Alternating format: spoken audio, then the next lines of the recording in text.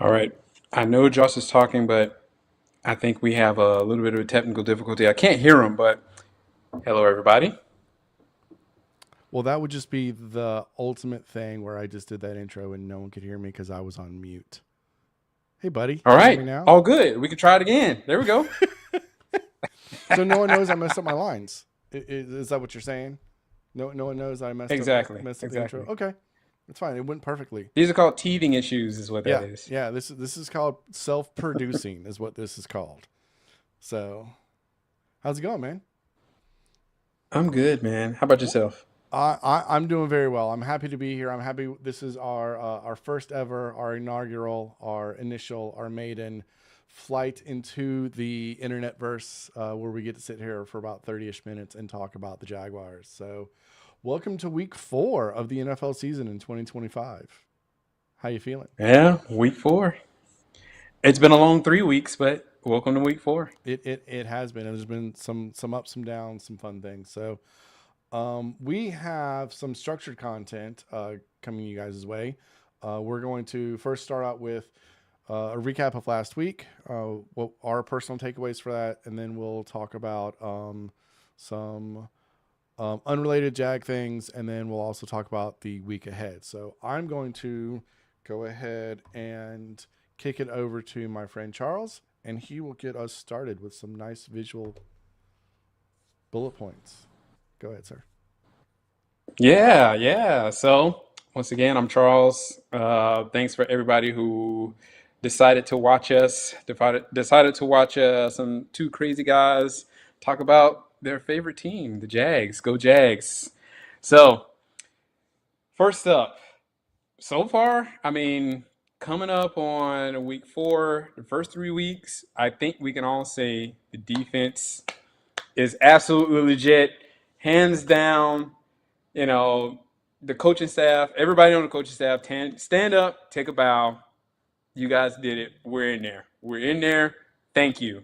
From the pit of my heart, thank you. You guys haven't seen this defense look this good since 2017.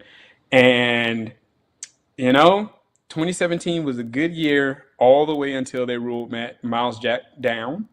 And so with that, hopefully they can take us all the way there and we can put that officially behind us. I'm waiting on that. Um, One thing that I think we've all noticed by now, I know I have, is that Trevor Lawrence has had a phenomenal time back there in the pocket. He has, I mean, if anything, he can, hike the ball, go make himself some noodles, make a bag of popcorn, figure out who he wants to throw it to, and then throw it to him, and hopefully they don't drop the ball. So, you know, the offensive line is looking great. Stand up and take a bow. The coaches, stand up and take a bow. This is all you guys. I love it. Absolutely love it. Thank you, thank you, thank you, thank you. Hans Allen, looking great. That's my boy. Thank you so much. Thank you. Looking good. He's in there. Thank you. This whole takeaway list is just a love letter of thank you. Offensive line. You know, even Travis Hunter. Thank you. He's not looking busty so far. The term bust isn't even in the equation so far. Thank you, because we've had so many, so many, so many, so many first round top 10 busts. Thank you, thank you, thank you, thank you. Um, Trav is looking good. He's the rookie. He's getting used to things, but I think everything that I've seen so far, bust is not in the equation. I think as we go forward, we'll see a lot more from him. Personally, I think he's playing better on defense than he is on offense. We can talk about that later, but yeah, it's looking pretty good. That's all I got for now.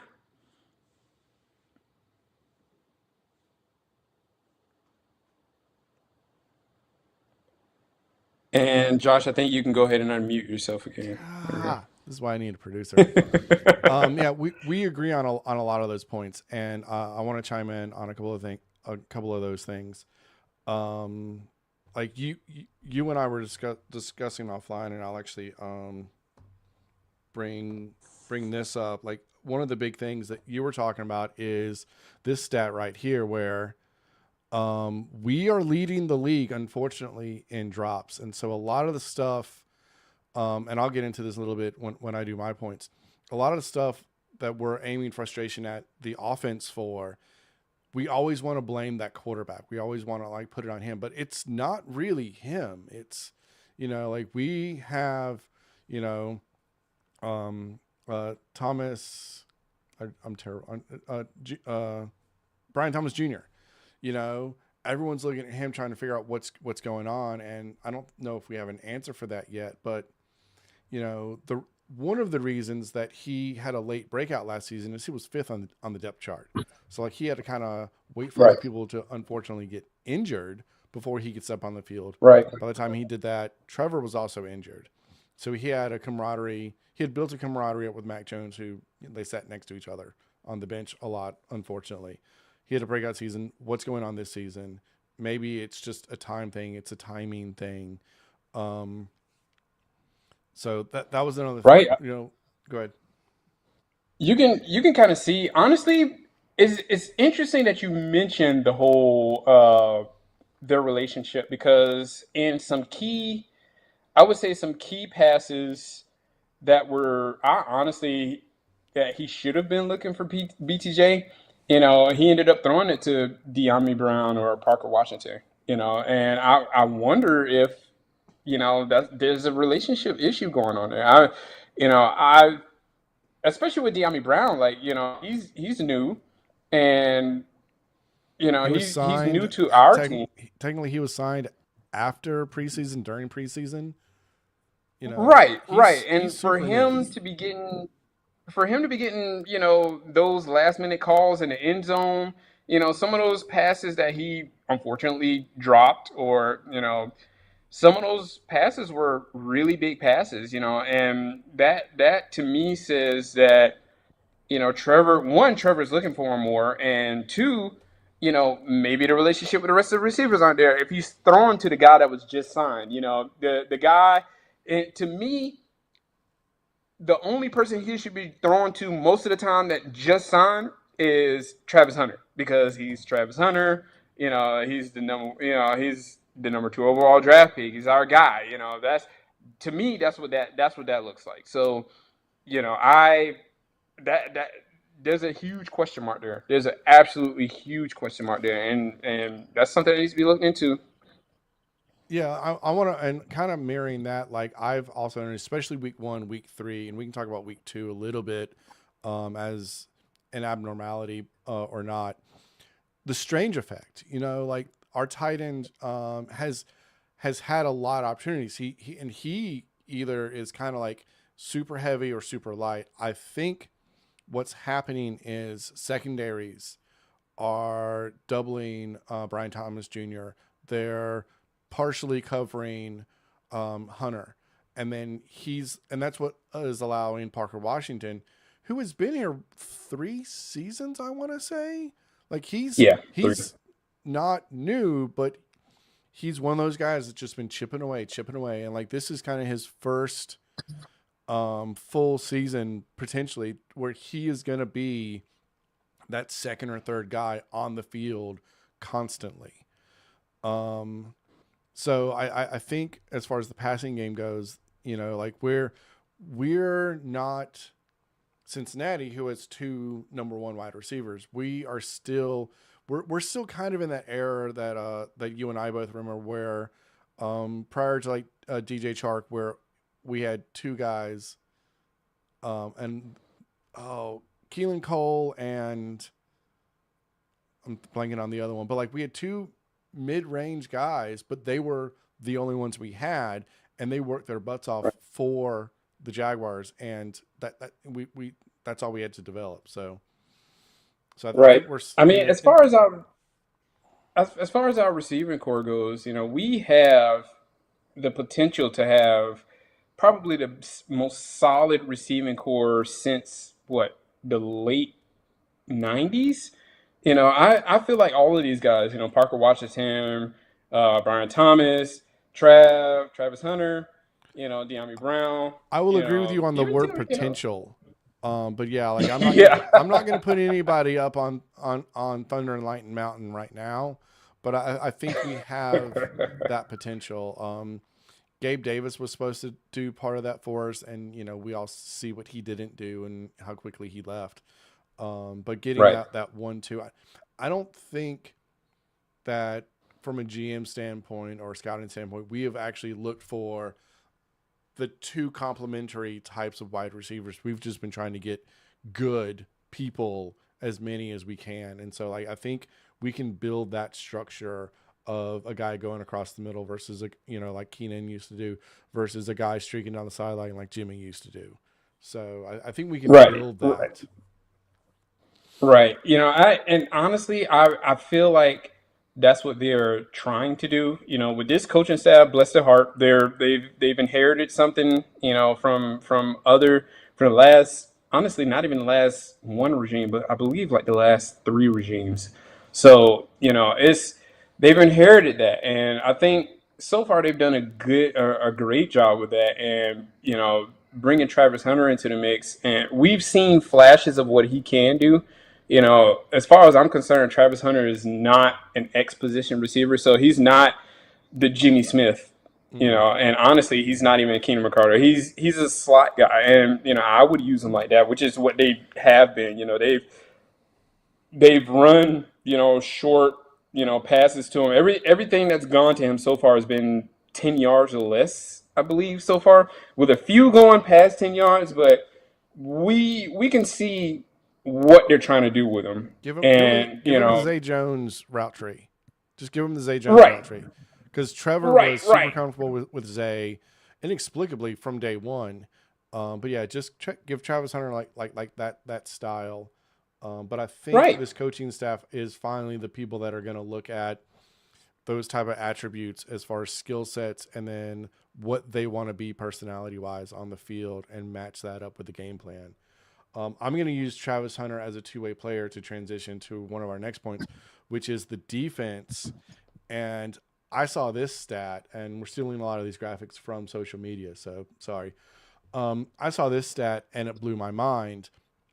First time in Jags history, we've had 3 takeaways in the first 3 games. I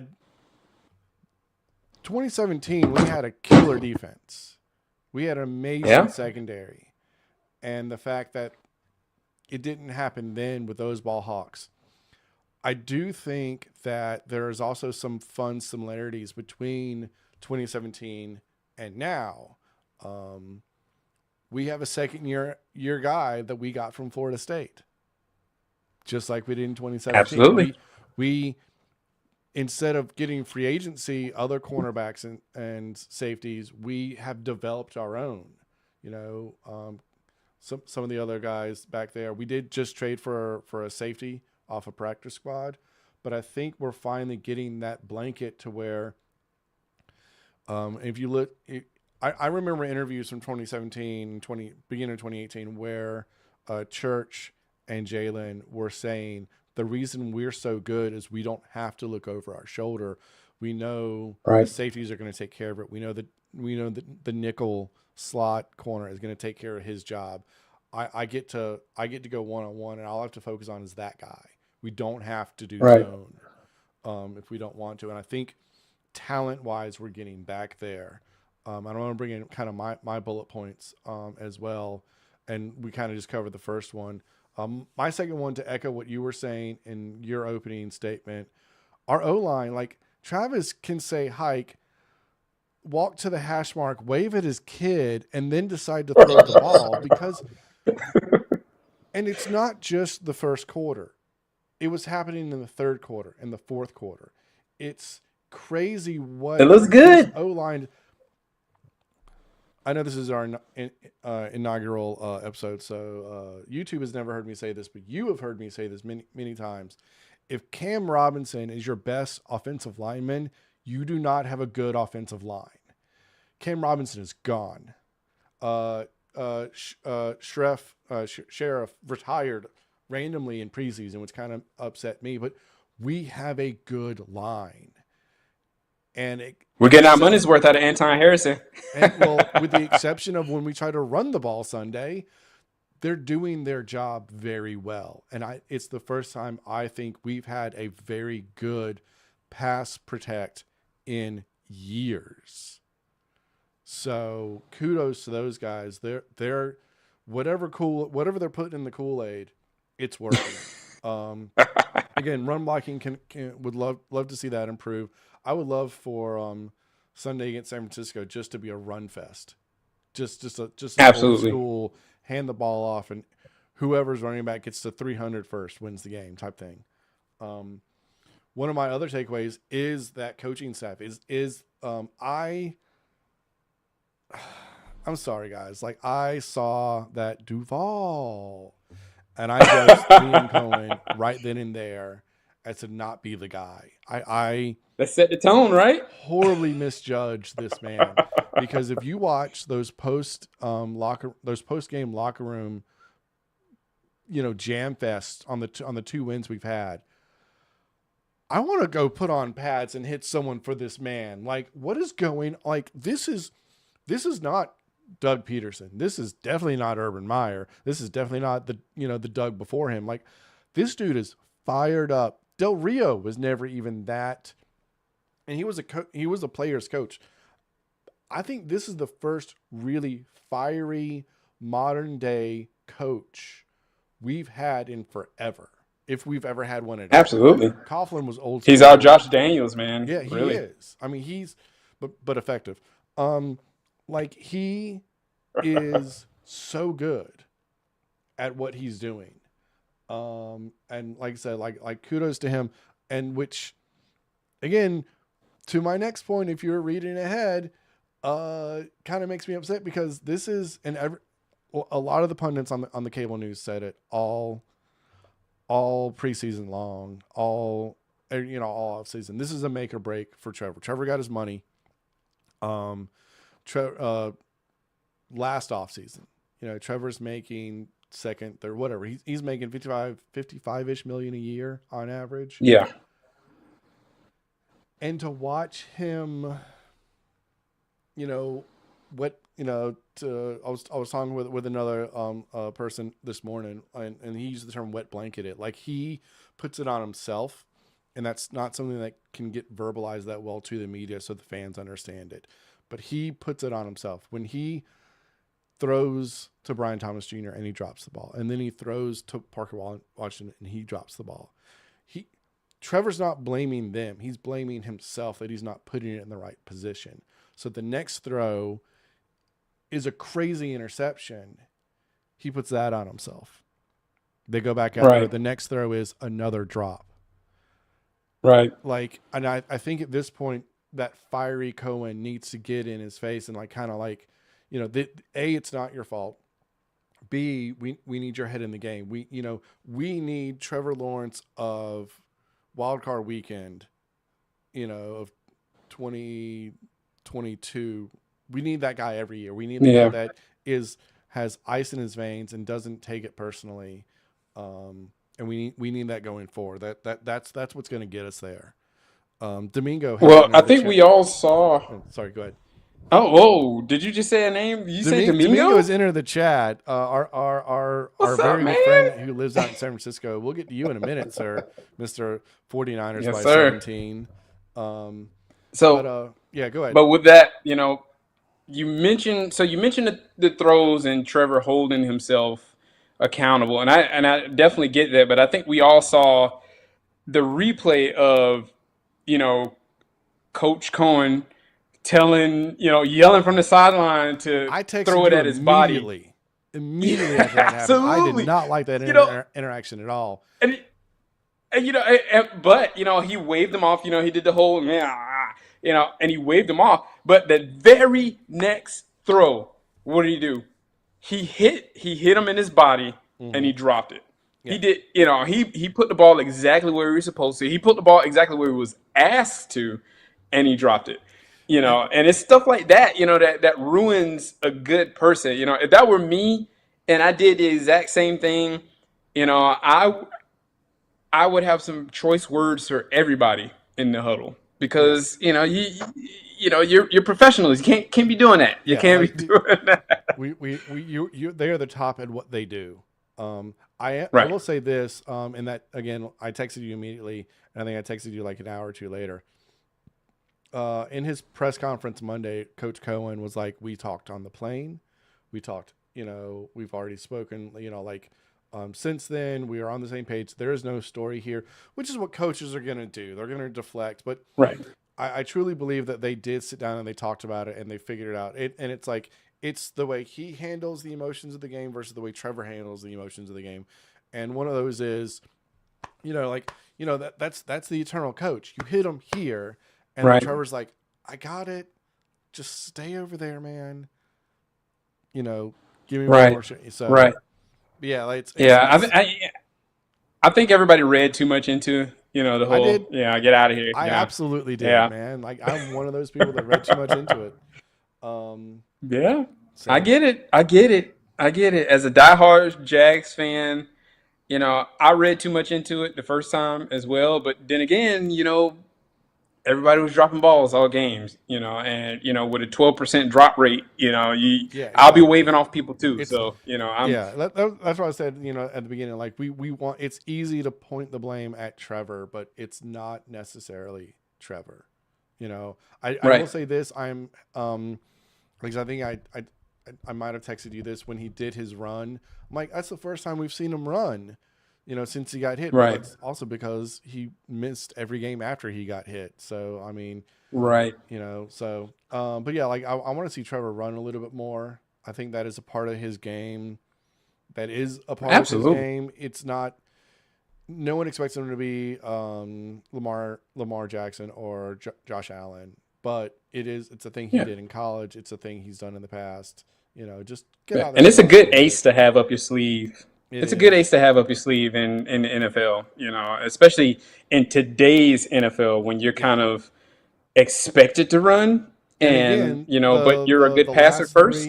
the last three MVPs have been Mahomes, who runs frequently, Josh Allen, Right. who runs, and Lamar Jackson, who runs. So like it is Right. the modern day quarterback. If we, as my Steeler friend that's in the chat will point out, Slash in the '90s was Yeah.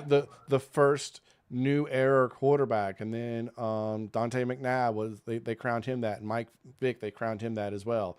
So we've been talking about this new age of quarterback for 20 years, and now it is here in abundance to where a true pocket passer is now the novelty.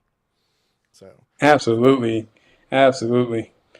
all right, I'm going to So, switch but I here. did see one thing. I I did hate see this one thing in delay. your list. I hate this delay. Go ahead. Go. Final I point. did see Final one point. Then thing in we're your switching list. I gears. did.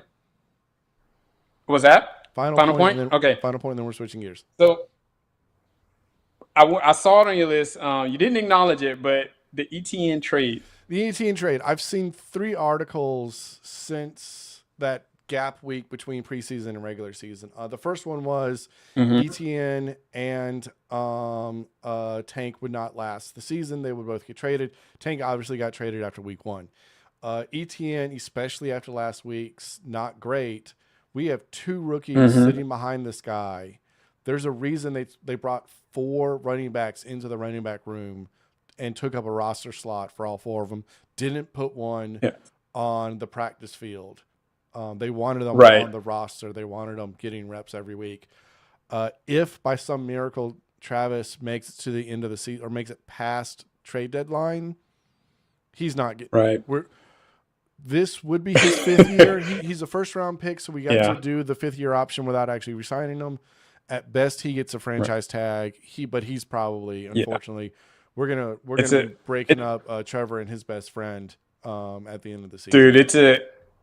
It's a when I saw that, man. It's a tell me you're having open auditions without telling me you're having open auditions. Like I said, I've read I multiple articles, and they're not from like the junk sites either. Like these are legitimate articles right. that it's gonna happen. Dude, I'll tell you, man. I honestly, in my heart of hearts, instead of trading Tank for that 6th round pick, I think we should have. parted ways with ETN for a fifth round pick, I think we could have made it happen, especially with our brand spanking new GM and vice president of football operations. They could have made that work. They could have made it Yeah, work. I we're definitely not going to get a first round for him. Oh, absolutely. So We'd be yeah, like lucky if we were fourth. I Honestly. think best case scenario is he busts off a couple hundred yard games in a row, and then we get a third round for him. Yeah. So I think that's going to be it. But I mean, getting something for him as opposed to just letting him walk at the end of the season would be great. But Absolutely. so I trade deadline is I think we should do it before the trade deadline. I really think so. Otherwise, he won't last at the end of the season. He won't. We'll start to see I think more of he's a little the too rookie. injury prone and is like physically unless the strength and conditioning coaches are really working him. I don't think he's going to make it. So that's I don't feel great saying that, but all right. So we're going to switch Yeah, gears one yeah. more time. We got two major, not major. We have two topics that are not Duval County related. We both agree on the first one, and I'll let you roll on the second one. But I enjoyed watching Kansas City play Sunday night. It reminded me a lot of watching the Jags play Sunday afternoon. The difference being there's a huge talent difference in those two teams. Kansas City is definitely more talented. They just can't execute worth crap. The notes you sent me were literally KC is mid. I think KC is mid now because they can't execute, but you get their two wide receivers back, and I think they look. Patrick Mahomes loves inventing chips to put on his shoulder. Period. Absolutely. Like he loves Absolutely. searching for like poster board material to get himself fired up. And especially if they drop this next game against Baltimore, that's all he's going to need. And he's going to find a way to make things happen. Now, again, uh, their first Super Bowl loss, they were exposed with all you have to do is get to Patrick Mahomes because their O line is bad. The last Super Bowl that was repeated, um, I mean, there are definitely chinks in that armor. They are not the top of the mountain anymore, but Right. they're still there's I would not want to play them. I think on some level, no matter who plays them this year, they're going to get that team's A game. It's the equivalent I can come up with is it's like college football playing Alabama right now where they were so good for so long it doesn't matter what they are now. You're going to bring your A game because you want to ground them into dust and trample them into the ground. Right. But Patrick It's Mahomes is funny. still It's because there. of yeah, absolutely. It's funny because I have this long standing belief that it's the NFL. There is no such thing as a bad NFL team, and I wholly believe that. The NFL is full of some very smart people, and it may take some of those people a little bit to figure you out, but eventually they do. And I think that's what we're seeing right now. I'm not trying to say that Pat is a one trick pony because the couple of Super Bowls that he has on his hand, they say otherwise. But the NFL is full of some very smart people, and they will figure you out eventually. It may take them a couple of years to do it, and I think this is the transition that we're seeing now. They're figuring out. Patrick Mahomes, they're figuring out Andy Reid, they're figuring out Travis Kelsey, you know, and even with that, Travis Kelsey just got engaged to the hottest pop planet. So that and honestly that has a play into it too. So it's I think we're seeing a transition in that, and the Patriots went through the same thing, and this is when the Patriots started offloading a bunch of people because they really couldn't, carry those salary caps anymore.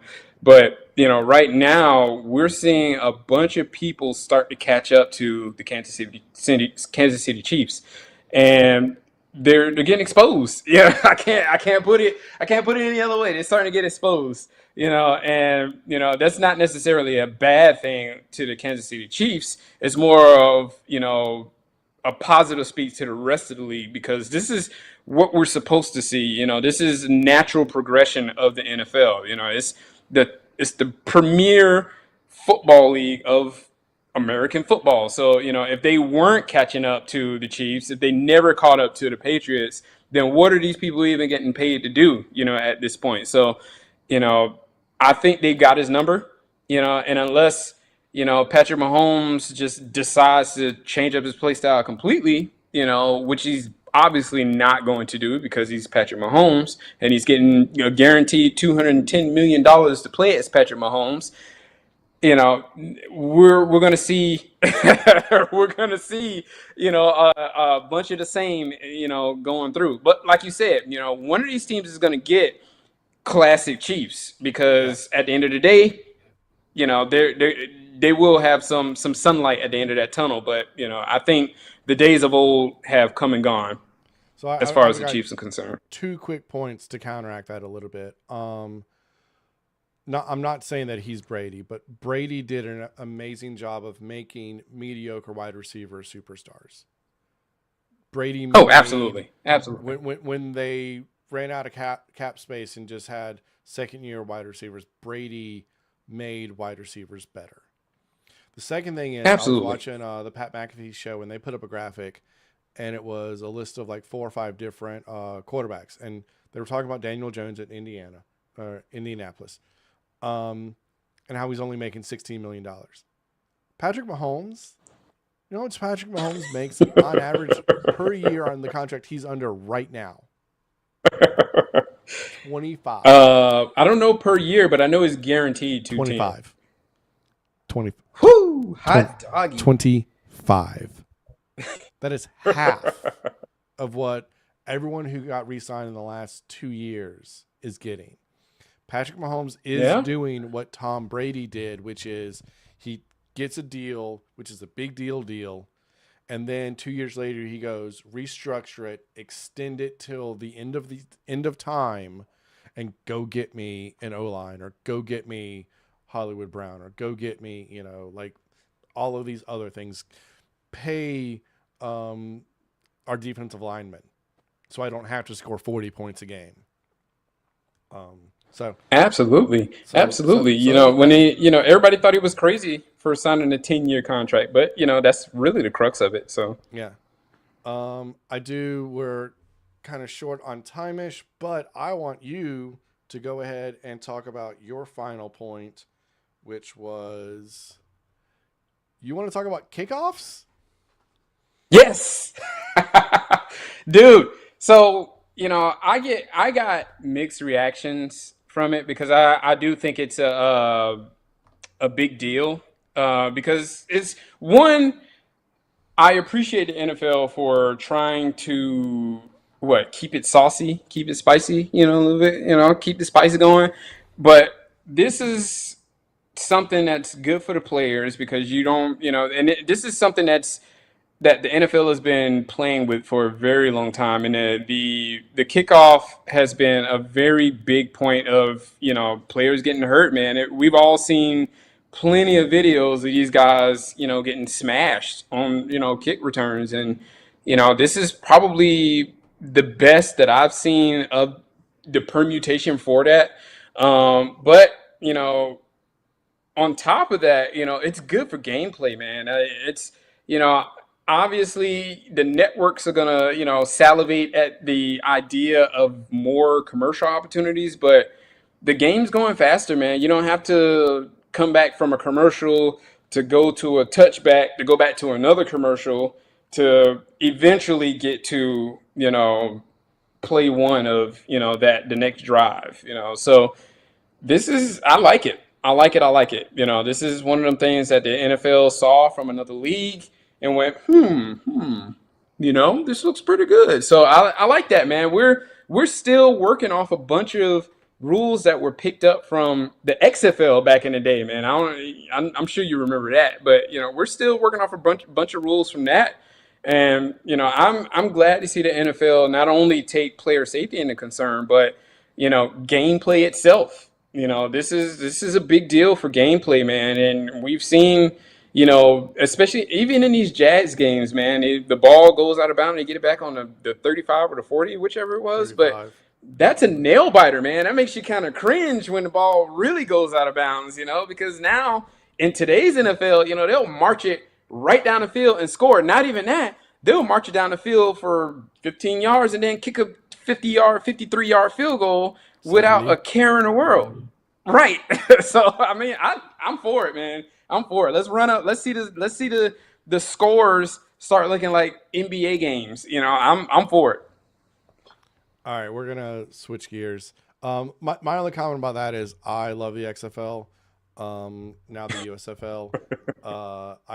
I watch those games as often as I can remember they're actually on. So it's fun football.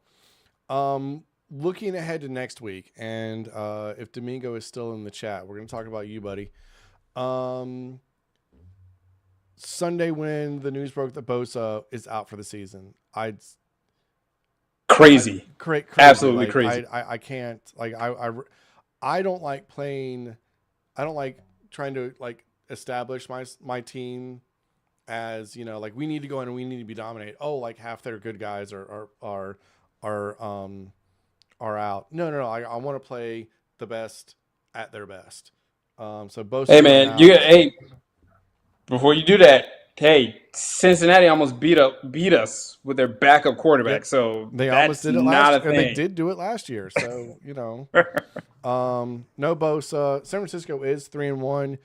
But also that 3-1, I'm going to put an asterisk on that our friend Domingo in San Francisco, because you changed two plays in our week 2 game. We're 3-0 too. You changed uh the way the wind is blowing last week against Arizona for you guys, and I think that was Arizona. And like you, it's not 3-0.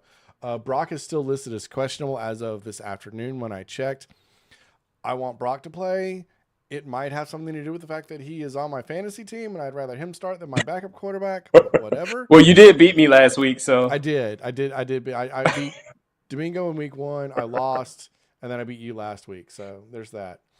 So the other points I threw down there were like, can our defense keep doing what it's doing, either against Brock or against their backup, who is none other than Mac Jones. So like that'll be a fun little reunion there. And believe I I don't we don't know any of these players personally that much, but can you imagine like what Mac Jones is going through with he left or he got told to leave. He got traded from New England to Jacksonville, got released from Jacksonville after starting X amount of games. And so like and he's looking around, the landscape now, and he's doing as good if not better than the people that he either couldn't replace or replaced him. right. So wanting to put on a show for the new regime is probably top of his mindset. How is our defense going to respond to that? How is our secondary going to respond to that? Will the wide receivers finally get on the same page, be reading the same route tree that Trevor expects them to? Buy the new gloves that are ultra sticky, what have you? So what are some key matchups you're looking forward to on Sunday? All right. Well, so couple things. Couple things. Um, you know, no pain to my boy Domingo. However, if the Jazz keep playing like they do now, honestly, they should win this game in the second quarter. I mean, like you said earlier, Josh. The Jags should be 3-0 right now, and even in their last two games, they really only won the first game in a solid manner. But even then, they should have put it away in the second quarter. All three of the games that they played so far should have been put away in the second quarter. They've been the clear better team, not just because of the players, but because of the coaching, man. This has been some of the best coaching that I've seen in a long time, and it really, really feels good, man. I'm feeling the cool breeze just wash over my face now, just thinking about how smart the plays have been. If we can just keep the penalties down, and if the receivers can hold on to the balls, these games would be non-issues. The team looks good. It looks really good, man. I know anybody that's listening to this right now can hear it in my voice, but the team looks really good. And so from that, I think that they'll pull this one out. I think they'll pull this one out. This will be a 3-1, and that's no shade to San Francisco by any means, But even with Bosa out, or even if he was in, I think that we would have still been able to pull it out with or without him, because they've just been a better team overall. Play calling's been better, both on offense and defense. You got to look at every ball that's been dropped by a receiver that Trevor has thrown to. It was it was a catchable ball. It was an absolute catchable ball. There was no receiver draped all. There was no DB draped all over the receivers. Those were absolutely catchable balls. And if they were a little bit better on their hands, those would have been touchdowns, first downs, 50-yard, receptions. So that's where I'm at with that. So, but as far as the defense, on the defensive side, a lot of people haven't been talking about it, but Travis Hunter has been killing it on defense. He's been out on an island with these veteran receivers. And when I say island, I don't mean he's out there sipping Mai Tais with these guys. They've been out on a sweaty island in the middle of the Pacific with coconuts and trees spilling out help. It's been, these guys have been locked down. It's good. I There's been love a couple seeing it. different Redditors who have been posting on the Jaguars subreddit, underscoring that statement right there, cutting together some footage showing him just blanketing people. I didn't get a chance to make notes and write down some of those, but there are some great Redditors doing some great journalism on the Jaguars subreddit. I do real quickly. Domingo is saying that there's some uncertainty with the Niners right now, which will assist the Jags, but also a number of their rookies are stepping up and looking really good. And I kind of want to, for final thoughts, I want to say something I said in the pre-show. I look at this past week. We threw a bad interception. The next play, 75-yard bomb for a touchdown to pull even, I believe. Last year, week 1 in Miami, ETN fumbles on the 3-yard line. Next play, 97-yard bomb. We never recovered as a team in that game in week 1 of last year or the rest of the season. That because the next week, Tank steps out of bounds on the 5-yard line when he didn't need to, and we don't get the touchdown. There were several moments, one moment in the first 5 games last year that you can point at that made us lose, and we never recovered. Sunday, they throw the bomb, they tie the game, and what do? Defense goes out and becomes ball hawks. Offense finally puts it together one more time properly to go down the field and win the game. That's, to me, the difference between the past Jags and the current Jags. And again, pre-show stuff. I like this dynamic not only because we're good friends, but you're the eternal optimist when it comes to the Jaguars. And to steal a line from a flat earther, I'm a demonstrative realist when it comes to the Jaguars. I've been down this road. I've seen this song. I know how it can end badly. Where we have one good quarter and you're like Super Bowl. So but I do think there is a change in the guard. There's a different tone with this team, based upon our reaction last week. If this was an Urban Meyer team, if this was a Doug Peterson team, if this was a Jack Del Rio Jaguar team, we would have been like, well, we screwed up. It doesn't matter that there's still time on the clock. But a Liam Cohen coach team, there's fire in the belly.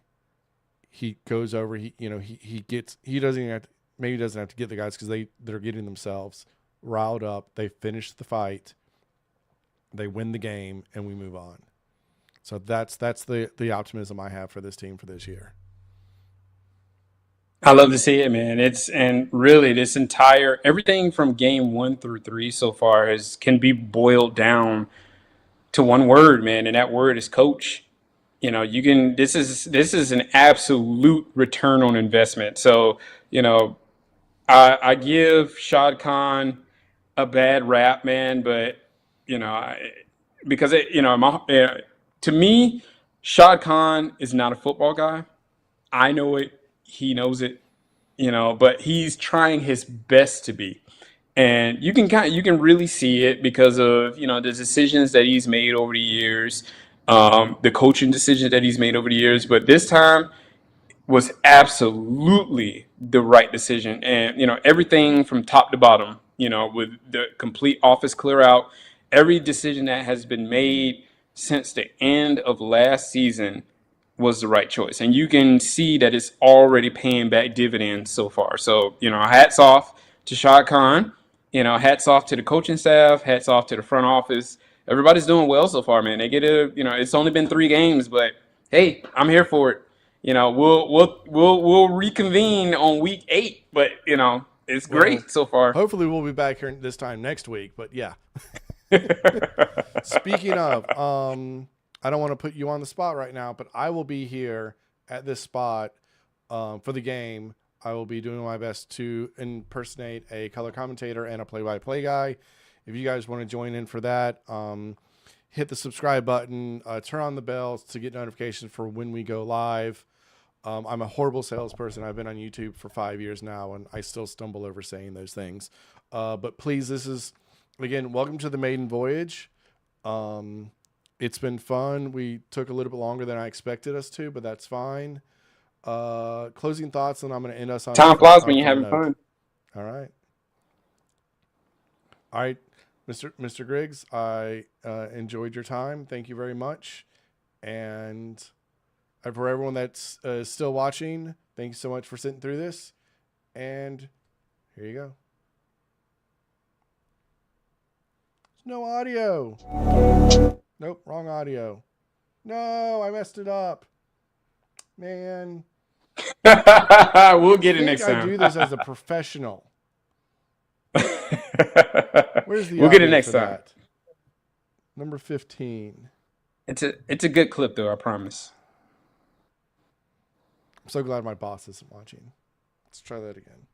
Tonight, you're probably gonna start a fight. I know this can't be right. Hey, baby, come on.